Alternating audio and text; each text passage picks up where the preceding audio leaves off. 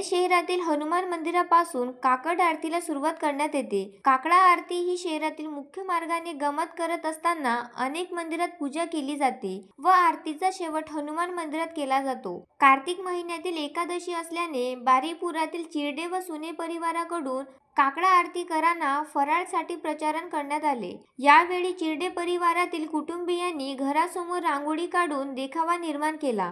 काकडा आरतीकरांनी आरतीनंतर फराळाचा आस्वाद घेतला। यावेळी कुटुंबातील हरेकिशोर सुने, प्रमोद चिरडे, विनोद चिरडे, जितेंद्र चिरडे, धीरज चिरडे, मंजुषा चिरडे, ममता सुने, सोनाली चिरडे, सुवर्ण चिरडे, स्मिता चिरडे व अन्य कुटुंबातील व्यक्ती मोठ्या संख्येने उपस्थित होते।